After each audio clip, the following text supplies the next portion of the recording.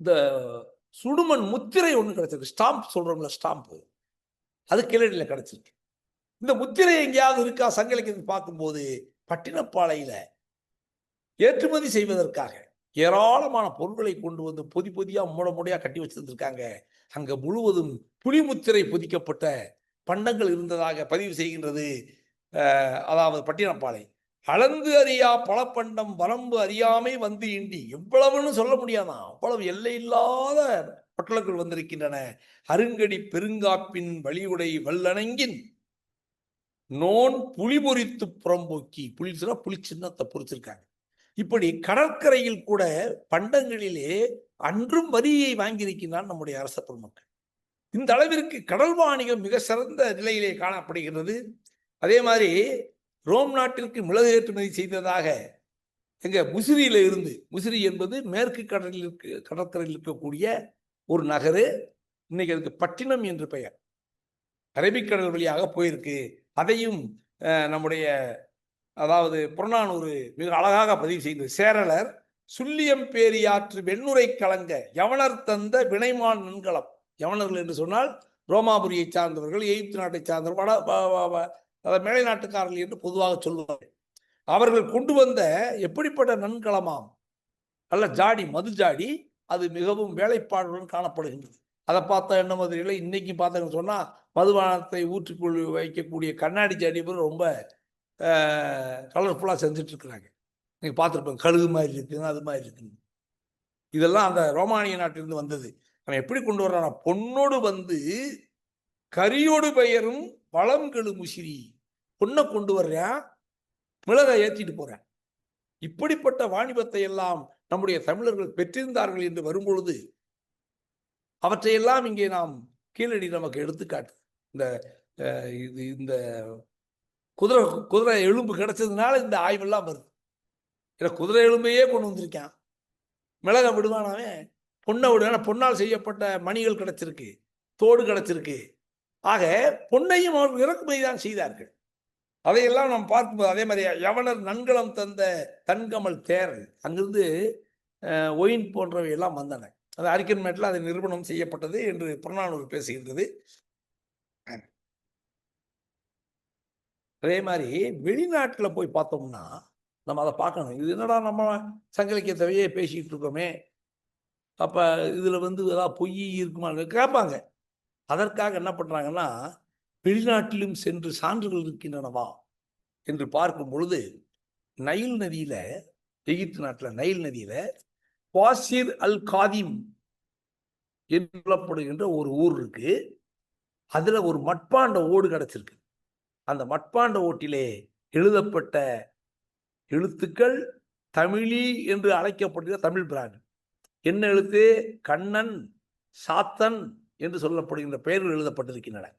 அதே மாதிரி செங்கடல் பகுதியில் வேடன் என்று சொல்ல பல்கலைக்கழகம், வேடன் பல்கலைக்கழகம் என்று சொல்லி அவர்கள் ஆய்வு செய்ததுல ஒரு மதுஜாடி எடுத்திருக்கின்றார்கள்.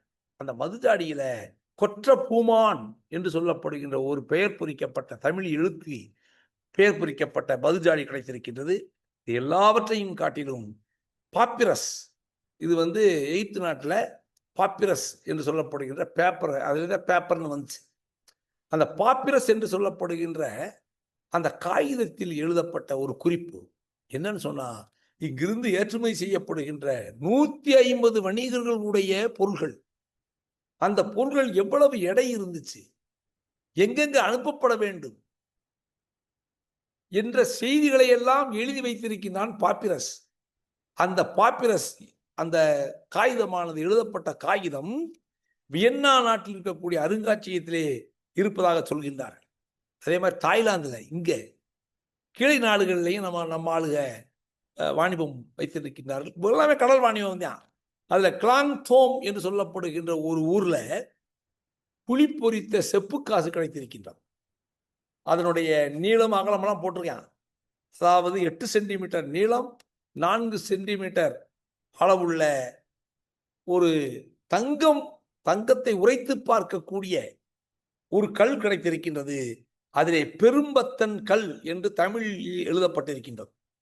இதனுடைய காலத்தையும் கணித்திருக்கின்றார்கள், 2600 ஆண்டுகள் என்று.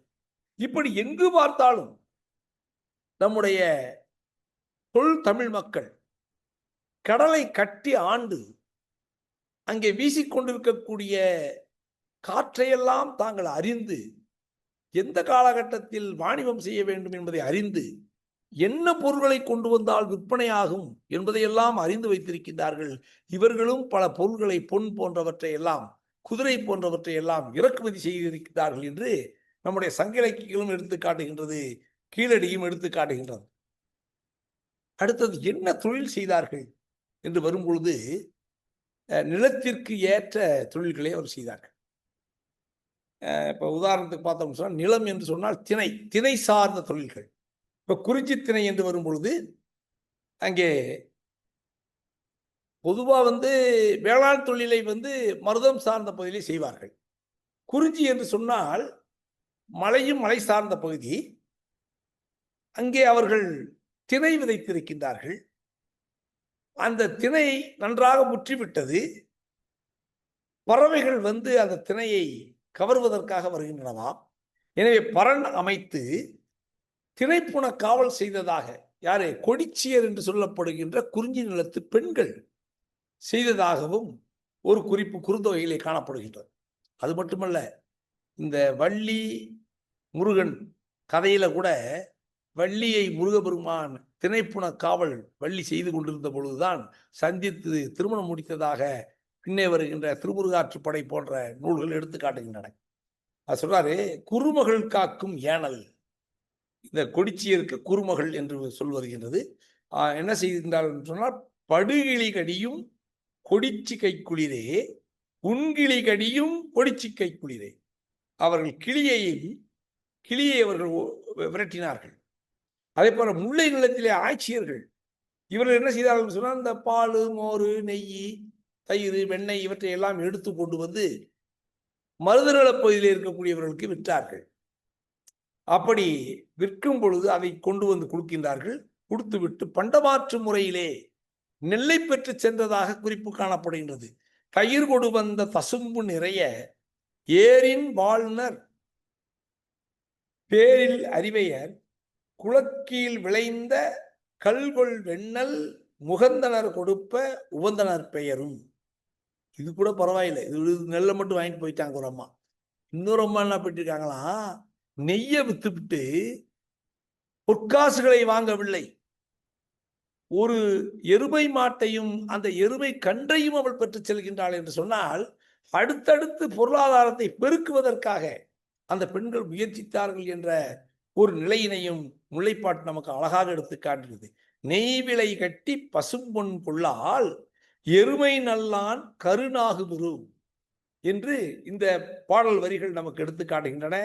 அதே போல உலத்தியர்கள் என்று சொல்லப்படுகின்ற மருதநிலத்தை சார்ந்தவர்கள், அவர்கள் நாற்று நடுவது, களை பறிப்பது, நெல் அறுப்பது, அந்த நெல்லை கட்டு போடுவது, தலையில் சுமந்து களத்தில் சேர்ப்பது, அது நெல்லடித்த பின் முரத்தினால் காற்றிலே அந்த நெல்லை தூற்றுவது. இன்னைக்கு அதெல்லாம் கிராமத்தில் இருக்கு.